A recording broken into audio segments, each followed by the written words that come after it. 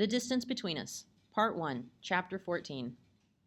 Soon the school year was over and the rainy season began.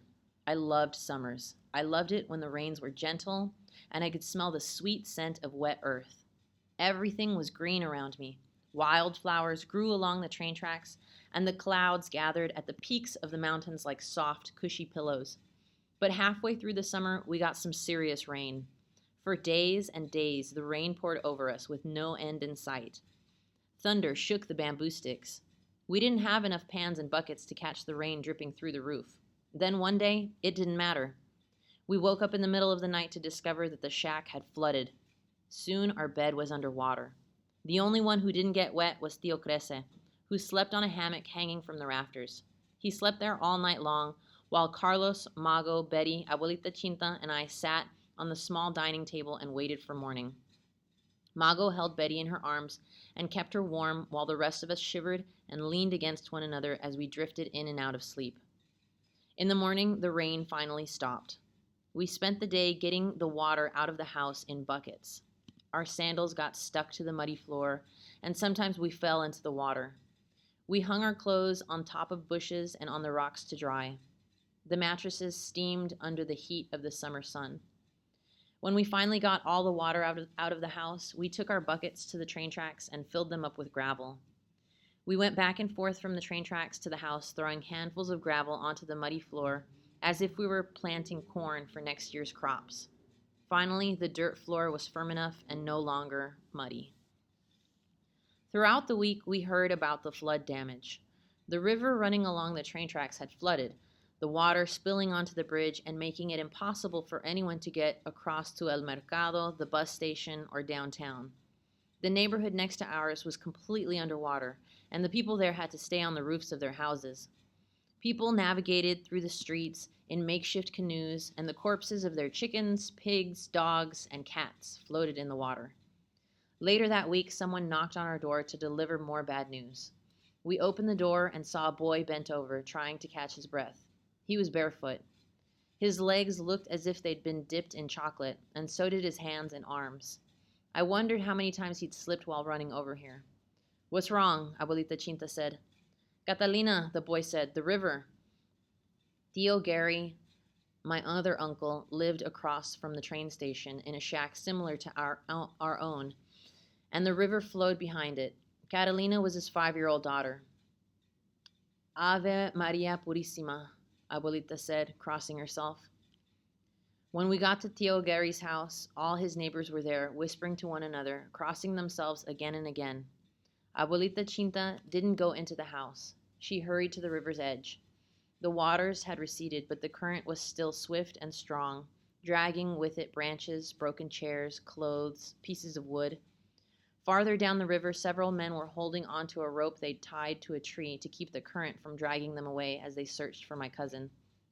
"The current is still too strong," Abuelita Chinta said. We went back to Tio Gary's house and waited with the rest of the neighbors. Catalina's mother, Tia Lupe, shook in pain. Her tears rolled down her cheeks nonstop, as if the river itself had gotten inside her body and was spilling out. Tia Lupe said, "There's still hope. Catalina might have survived. She might have gotten a hold of something to float on. She might have been saved by someone down the river." No one contradicted her. The neighbors whispered the details to every newcomer who arrived. They said my 5-year-old cousin had wandered off that morning to play by the river. Catalina's legs had gotten so muddy that she'd gone to wash them, but the bank was slippery, and she'd fallen in and been whisked away by the current. The neighbor's kid went to get help, but when help came, Catalina was nowhere to be seen. Tio Gary, who worked at the train station unloading the freight cars, came home as soon as he had heard what had happened. "They've been out there all day," the neighbor said, "and so far have found nothing." In the evening, we made our way home. Only the 4 of us left. Abuelita stayed to lead prayers all night long. At night, Mago and I couldn't sleep. "Tell me a story," I said to Mago. "Which one?" she asked. "Whichever one you want," I said. I just didn't want to think about Catalina and the river. I didn't want to think about her mother's tears. "Once upon a time, there were 3 little pigs." As I listened to the story, I thought about Papi's dream house. Maybe it wasn't so silly to want to live in such a house. I thought about the little pigs. The ones who got eaten were the two who'd lived in shacks of sticks and straw. But the one who survived the big bad wolf was the one who lived in a brick and concrete house, just like the one Poppy wanted to build for us. Maybe that was why Poppy wanted such a house, to protect us, to shelter us from the horrible things outside our door. I fell asleep with a prayer on my lips for Poppy to finish the dream house soon. Then he could finally come back, take us there, and keep us safe. The next day, Theo Gary and his friends made their way down the river for the third time. We stood by the bank and watched them get smaller and smaller.